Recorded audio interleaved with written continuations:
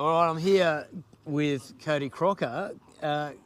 4-time national rally champion. Yeah, 3-time Asia Pacific. Yeah. So, something like that. Yeah. Arguably one of Australia's best rally drivers ever. I've been lucky enough to be working today here on a Subaru thing with Cody, and I wanted to take the opportunity to have a chat about his career in motorsport. Mate, I'm interested actually first, like what drew you to motorsport in the first place? It was something I loved since I was a little kid. I used to run around with a Matchbox car. It was the first thing that I knew. Well, I didn't even know I was too young, but all my friends and family friends told me that was what I used to do, and I had a little pedal car, and I lived in that. And then Dad's a mechanic. Where did you grow up? A little place called Park Orchards in Victoria in Melbourne. Right. And yeah, we had a couple of acres. And when I was about 11 years old, Dad was a mechanic, so he managed to bring a car home for me, a little Honda Z, and I started driving that up and down the driveway religiously, like every day after school. It was grade 5. Mates would come over and teach him how to drive, and and then one day I'd driven the neighbours crazy, dirtying the washing all the time, so they'd come and politely tell me, you reckon we could have a break? And, and I wouldn't. I'd drive slowly past them and then continue. And one day Dad came out, it was a Saturday morning, I'd been driving for an hour or something.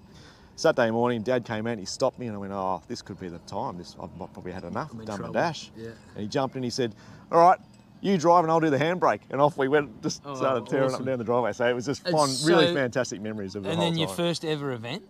Yeah, we started doing autocross when I was about 14. Yeah. You had to be 15 to get the licence, so I was 15. Yeah. And so when you were 15... instead of lying to get into nightclubs, you were lying to get into exactly autocross. Right. And when I was 15, but you had discounted entry when you're 15. So when I was 16, I tried to be 15 again, and they went, Cody, it's been 3 years, mate. It's time you stepped up. So right. Yeah, and then we were racing against the likes of Grant Walker, the Victorian Rally champion, a fantastic driver and a real inspiration for me when I was little, and I got to race against him in these autocross events. So who did you? I remember growing up watching Wide World of Sports on the weekends and watching Stig Blomqvist doing rally, I was fascinated. But who was your inspiration? So in Australia, obviously we had Possum Bourne, and I was fortunate to be his teammate, and I grew up watching him. I went and watched him in Rally of Melbourne in like 1994, 95 and stuff, and thinking, wouldn't it be awesome to be involved in this? Yeah.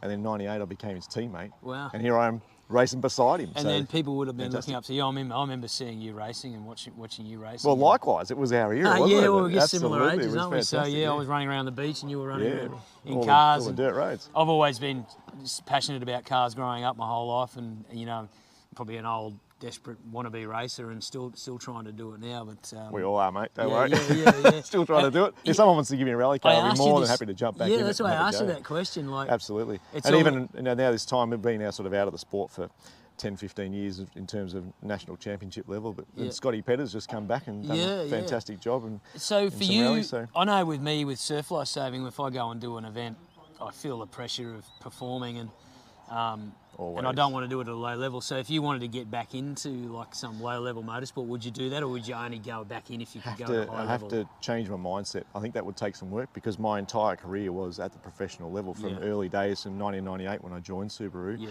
Every single event from then on has been professional, play to win.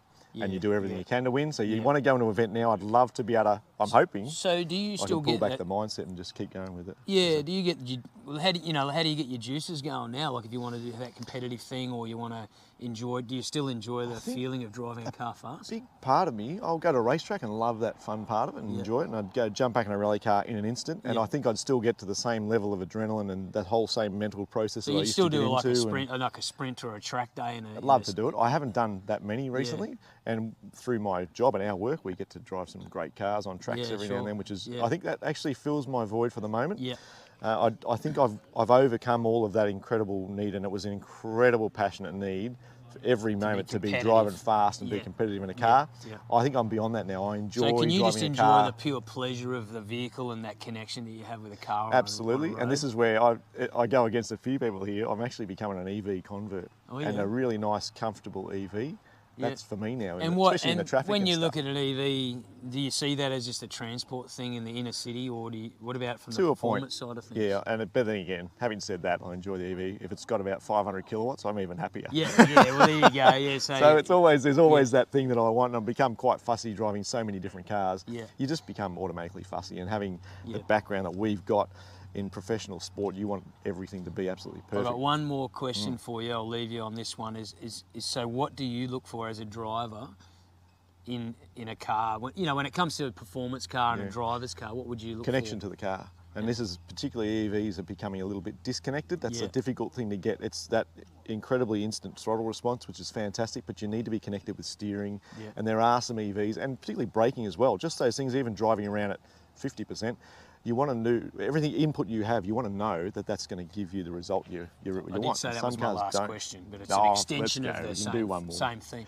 But like, so turning traction control and ESC off and everything for a weekend warrior, good or bad? Oh, definitely bad. Bad? Particularly now, the performance that cars have, the grip that cars have, And is well beyond most people can drive. So is that something you should strive towards, being good enough to turn it all off so you have more connection, or can you still have that connection with it on? The way that cars are now, particularly with roads and driving on roads, is if you can drive, you don't need to, if you're hitting the stability control in cars, you're overdoing the limit. Yeah. You're actually pushing to the limit of the tyres and that sort of stuff, which is why the stability's kicking in. It's just giving you a tap on the shoulder and saying maybe dial it back. Even on track stuff, we don't need to necessarily turn it off unless you really want to have a play and that sort of thing. Most of the drivers, particularly instructors, will say if you're hitting the limit on ESC on the track, you're doing something wrong. Yeah, right. You need to smoothen it up a bit, make Pulling on too much make your inputs a bit powering, smoother and that sort of thing to drive to the limit of the car. Yeah, right. Which is where the ESC will kick in. Yeah. You're over the limit when you get the ESC. Good advice. There you go. Cody Crocker, absolute legend, mate. Oh, mate, I've got a absolute pleasure tired to talk arm to you, holding mate. this camera up, but I'll shake your Yeah, hand. mate, it's an absolute pleasure to talk to you. Fantastic. Cheers, mate.